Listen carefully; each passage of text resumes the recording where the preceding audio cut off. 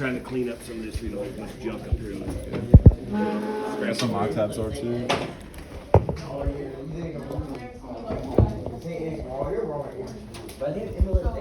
Alright, so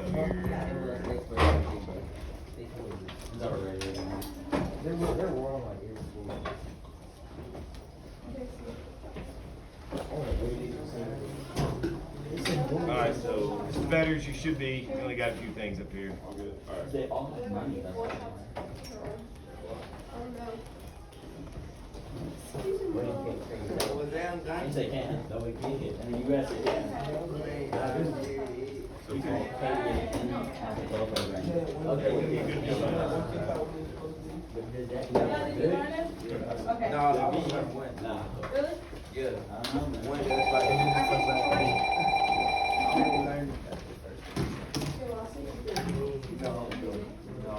You guys want to punch your bell ringer worksheets? I'm just passing around a little question that we're just going to be watching a video on. So just be thinking about that when I pass it around. Hey guys, when you're done with your bell ringer, we're going to collect them today because it was cool tomorrow. We need one. You want one? Thank you. I'll wait. Everyone all good?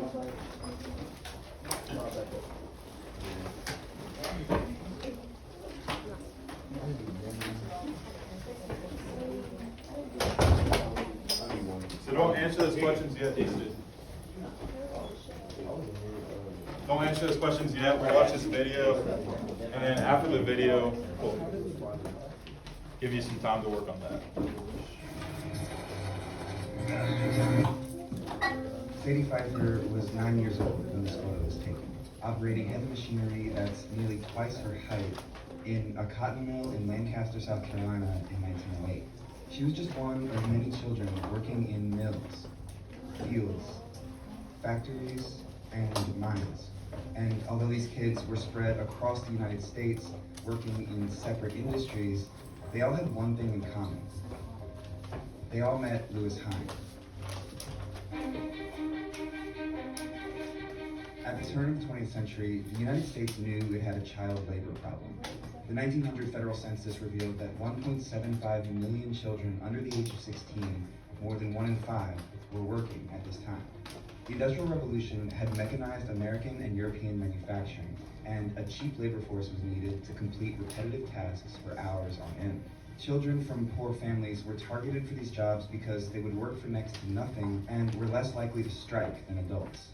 State legislatures and the American public knew this was happening on a mass scale, but didn't act until they saw what it actually looked like. Starting in 1908, the newly formed National Child Labor Committee hired a photographer to investigate and report on the industries employing children. That photographer was Lewis Wicks Hine, educator, sociologist, and member of the Progressive Movement, a period in the United States that saw a wave of political activism and social reform. Hine emphasized the potential power of photography as a tool for social reform in a speech he gave in 1909 called Social Photography, How the Camera May Help. He said, "The dictum then of the social worker is let there be light. And in this campaign for light, we have the light writer, the photograph." He traveled extensively, gathering information, interviews, and images of working children across the country. He visited coal mines in Pennsylvania, where adolescent breaker boys worked underground for hours, separating impurities from coal. Sardine cutters in Maine.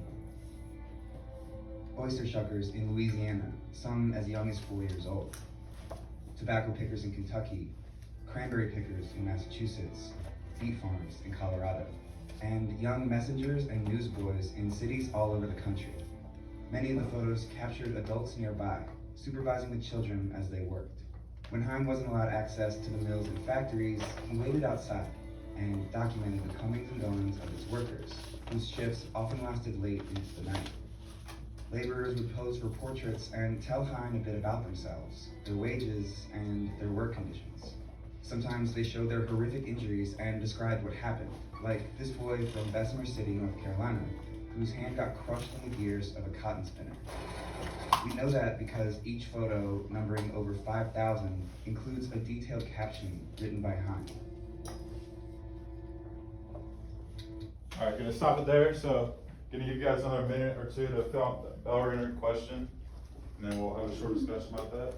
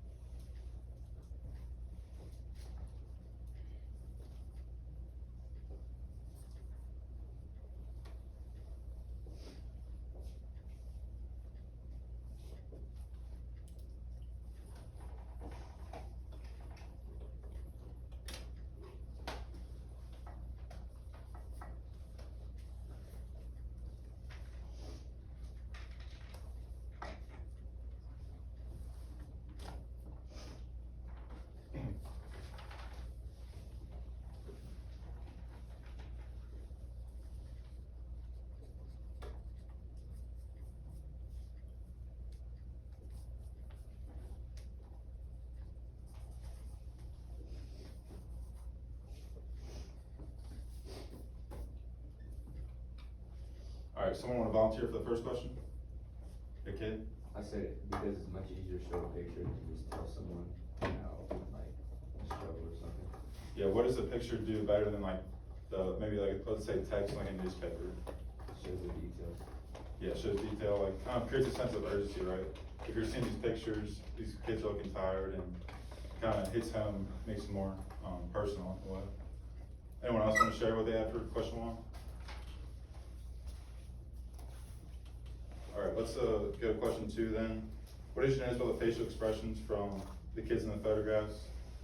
And do they look like anything like kids today, like you guys almost? Sal, what do you think about that? They didn't have many expressions on their face, I feel like. Yeah, look pretty angry, right? Angry and sad. Another thing about like, yeah. Oh, they look tired. Yeah, look very tired. Like they almost look older, right, than what their actual age was. Because if you're working hard and long hours, you're gonna age quicker. Another thing I wanted to point on, like question one, rather than like showing pictures and like rather than stats. So like, Caden, if you were to like go to a basketball game and score like 10 points and see a stat sheet, that doesn't create the whole like perspective, right? Yep. Seeing the picture, maybe seeing video, like you have a cool play or something, it's more personal, and that's just something else I wanted to hone in on.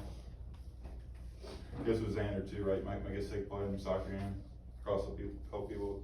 They see that video, that picture, then it's gonna hit a lot more home with them. So today's learning target. You guys pass your bell ringer sheets over to Maddie or Ava, one of them, and I'll get them. I gotta collect them. Sorry, Mr. Fed. Oh, you're good. Oh, you said Bill, April Friday, can you put the smiley face? Friday, don't worry about Friday. I know y'all are at parent teacher conference. I should have put that on the master copy. You can draw a smiley face up if you want to do side. Or I don't know why I'm trying to do your side today.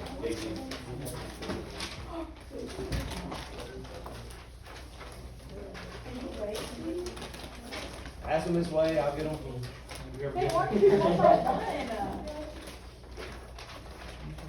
You done? Oh, no. Hey, can we have that slip of paper?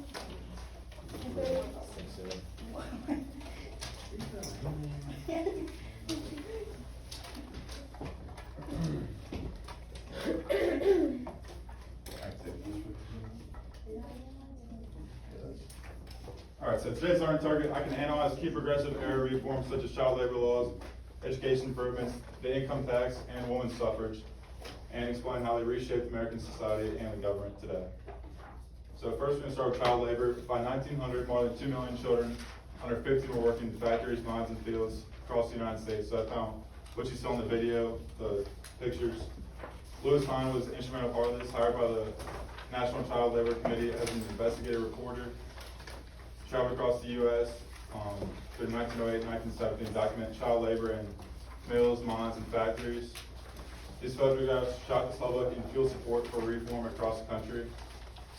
And if I could tell a story in words, I wouldn't need to lug around my camera. So, why do you think families allowed these kids to work in the first place? Like, did they have a choice, or was it kind of something they were forced to do? They were forced, right? Why were they forced? Because they required Not a lot of money, right? Yeah, so at this time in America, a lot of people are immigrants, right? So if you're coming from a new country, it's hard to get settled, build some money up, right? So they were forced. Coming from like the factory perspective, why do you think they wanted to hire kids rather than adults? They can hire them for cheaper. Hire from cheaper, kids might be able to, They like those time of kids that makes sense. yeah, they're able to reach like certain points that, someone, I'm not pretty tall, but someone like myself that couldn't get in there and reach. They kind of did the dirty work, right? See these pictures right here? I think some of these were shown in the video too, but in the factory here, and then you see that like these kids, look at the kids right here, they're all looking sad.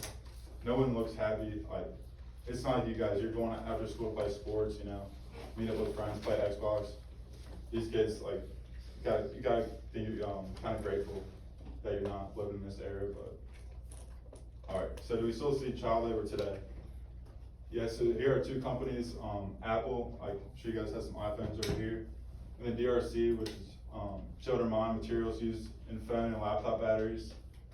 So Apple's response audits suppliers and claims to cut ties with violators, but child labor still occurs in lower tiers of production. So even this is still happening today, which is a little crazy to think about. Not America, but different countries that are a little less fortunate. And Nike. So anyone wearing Nikes today? Got a couple on, probably, yeah. So this was a big problem. They were criticized in the 90s and early 2000s for child labor in factories producing shoes and apparel in Asia. It matters because Nike obviously is one of the biggest athletic wear companies. The company became a global symbol for sweatshop labor and reform.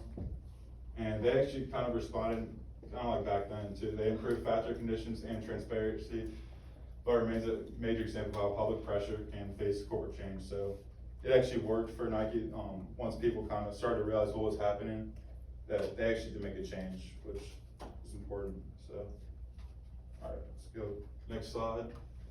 So child labor continued. Florence Kelley, so she was a big part. Imagine if you were 10 years old working in the factory, long hours, long days, and some woman, which was crazy at this time, but she was the one that made the change. She went to the courts and asked for better working conditions and how to change for the better. So she was the founder of the National Child Labor Committee in 1904. She believed the government had a moral duty to protect the children, fought for minimum wage, 8-hour workdays, and factory inspections, and helped pass the Keaton-Owen Child Labor Act, which banned the sale of goods made by child labor. So at this time, what does this show about Florence Kelley, and like, what was she able to do? How does it tell the story about her? Maddie, what do you think? I think it's a good outlook for her. I mean, like, she tried to help the kids and then she got the change. But yeah, what type of woman do you think she was? To face like the risk, like, you know what I'm saying? Because at this time, you never really saw a woman stand up for themselves. I mean, I think it's good that she spoke out. I don't know how she is as a woman. I don't know how to Yeah. She was brave. Yeah, brave, has some confidence to put her voice out there. So, and then do we still see this any present day? Do we still see reformers nowadays? Can you think of maybe athletics or one of your famous people standing up for what they believe in?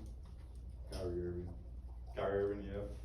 LeBron James, he does a lot of work back home in Cleveland for the I Promise School, kind of stand up for the inner city kids that might not have as much. Let's go to the next slide, man. All right, now we're gonna talk about education reform. So This is the whole idea behind changing schools to make learning more effective, fair, and relevant. So before education reform classes were teacher-centered, the teacher was an authority figure who decided everything, and students were mostly passive listeners who just followed instructions. So imagine like sitting in class all day, not really being able to talk. There's just the teacher up here standing, making all the rules. It was also a uniform curriculum, so every student learned the same material at the same pace, regardless of interest, abilities, that was very rare. So this goes back to like, I know some of you guys might take like honors classes or we have AP classes like Mr. Dobbs has. So back then this wasn't a thing, it was all just one class. And you also, so these students right here, they're all in uniform, right? So they're all trying to just be the same, fit in. There's also discipline focused. Classrooms were usually orderly and there were pretty strict rules. And also limited real world connection. Learning was passing tests or reciting facts, not problem solving or trying to make yourself better. I know some of you guys are in college, and that takes courage, right? That takes thinking outside the box, not just reciting facts, stating capitals of the states around here or something like that. What kind of clubs are you guys in or anything like that, like sports? Tennis. Tennis, yeah. Mr. Dobbs' history club, I know. So this, back then, wasn't really much of a thing, right? So let's move on then. So the reformer for education was John Dewey. He was born in 1859 and lived in 1952. Lived for a long time. So he was all about learning by doing. Dewey thought students learn more effectively when they actually engage in hands-on activities rather than passively receive information. He was all about student-centered education. The curriculum should grow out of students' interests and experiences, making learning more meaningful to them, and flexible curriculum. So this goes against what it was before. Instead of rigid, predetermined lessons, Dewey favored a curriculum that could adapt to students' needs and the changing world. He also liked the democracy in the classroom. He saw classrooms as small communities where students could practice cooperation and actually have a voice and participate. So I'm gonna give you guys about a minute or so, talk in groups of 2 or 3, and then we're gonna do like a little Venn diagram up there on the board. I know my circle's not the best, but we're gonna have one section that has traditional, so before the reform, and then one like present day, like what's going on today in our schools. So talk about two minutes or minute or so, and then write 2 examples. One, and make sure it's separate boxes though, so we have it separated out equally. And then we'll go ahead and discuss that. So just think of examples of what was happening before and then nowadays. It could be anything. Think about Franklin Simpson High School too. What goes on in your daily life?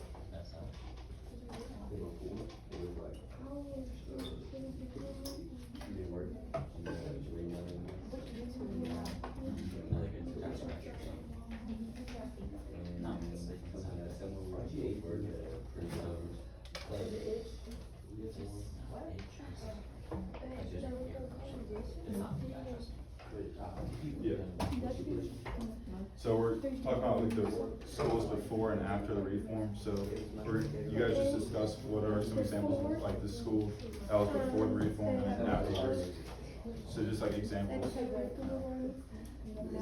they got clubs and you can do extra stuff. We got clubs. They also don't get something they learn and the things that are the same. I'll sit at the desk and listen to teacher talk. And back then, they didn't get teacher like this.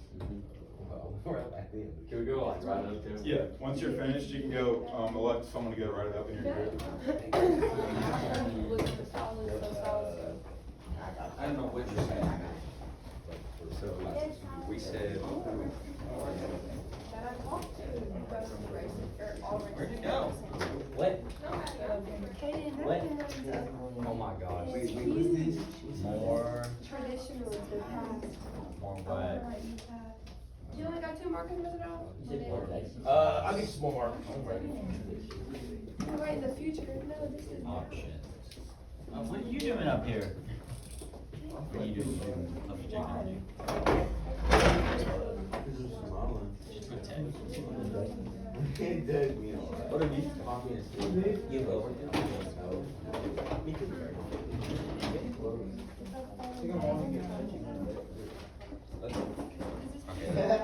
It's gonna stay like that. Guys, we need some more.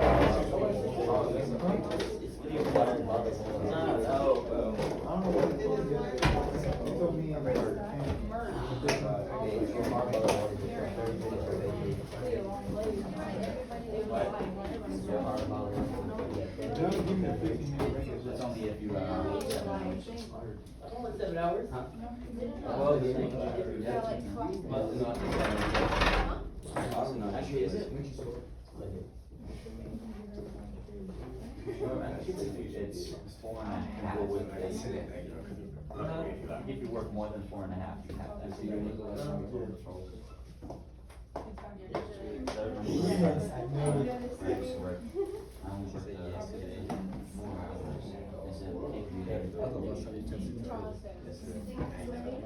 Right now.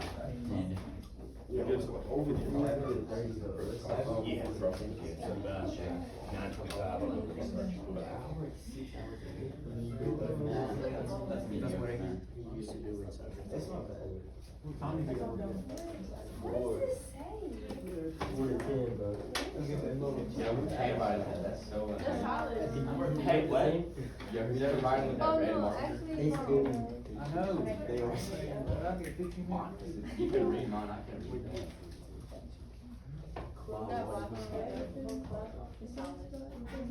Why don't they close it? I don't know, it's so crazy. You're hating on me, cause I'm, this isn't. It is. You put, oh, that's you. Guys, while they're doing that, who likes to doodle on your bell ringer sheet, drew what looks to be like a skeleton, like Halloween kind of stuff, but you didn't put your name on it? Somebody in here. It's okay if you doodle. Yeah, I don't care if you do, I just want your name on it. so I can get you to do it. You get the more than, I think I'll have more than 5 hours. That's your wizard. Maybe we should have put some in prison day. Yeah, that's 5 more, 6 hours.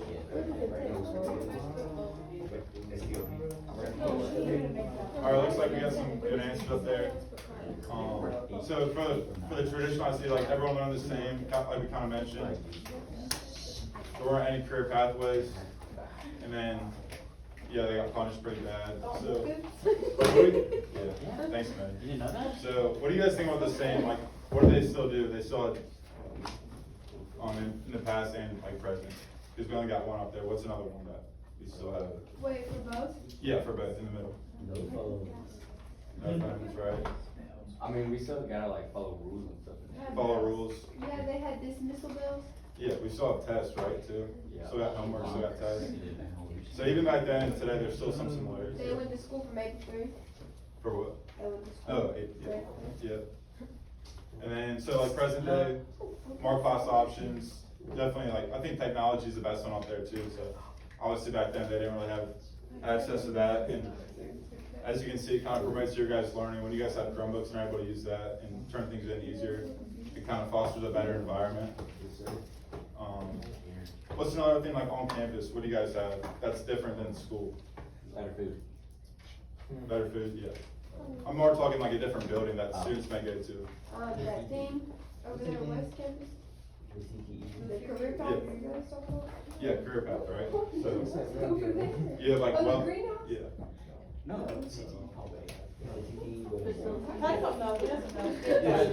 Going the right direction. Yeah. No, you're in the right direction. I've never been over there, so you guys. It's under construction right now. Okay, But yeah. he's got. He doesn't know. Yeah. Look at Yeah. Mr. Rouse was telling me you guys have like welding, like more construction-based stuff, right, Mr. Rouse? Yeah. Career path, yeah. Alright, very good, good job on that. So next, we're gonna move into income tax, which is the 16th Amendment. In 1913, gave Congress the power to collect income taxes from individuals and business without sharing it based on state population, which laid the foundation for today's federal tax system. The purpose behind this was to give Congress the power to collect income taxes from any source without needing to divide the tax burden by state population, which is a constitutional requirement before 1913. Before this, the government mostly relied on tariffs, which made everyday goods more expensive for like poor and working class families, like Americans, a lot of Americans were. Question for you guys, do you think the 16th Amendment was good or bad? And what did this law of the United States be able to do? So just think and share with a partner next to you for about 30 seconds to a minute, and then we'll discuss that. Yes. You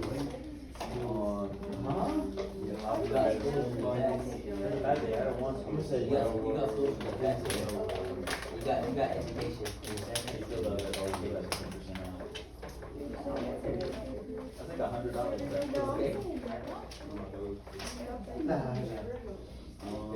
Yeah.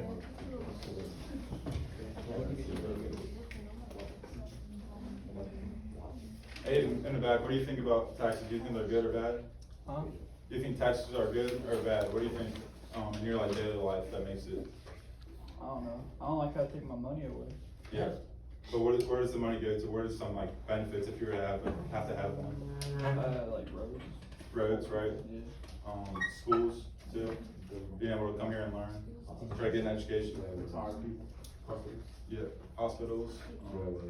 What else? What about like old people? What do we give money when you guys like? I know some of you probably have jobs, right? So like when you're retired, go to work, retirement, Social Security.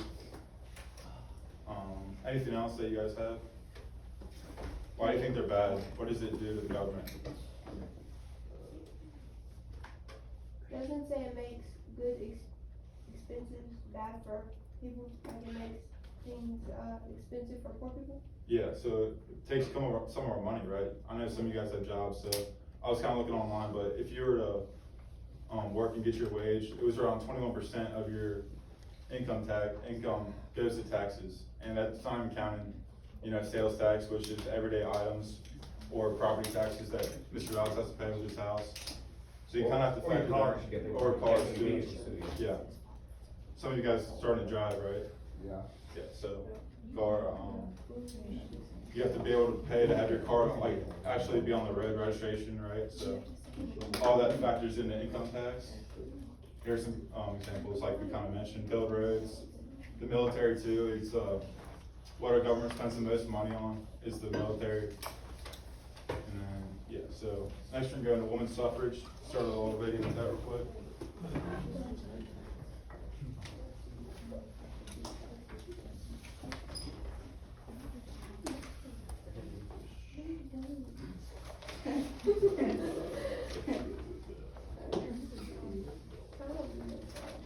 Truths to be self-evident, that all men and women are created equal. No, that's not the Declaration of Independence. It's actually from the Declaration of Sentiments, a document signed at the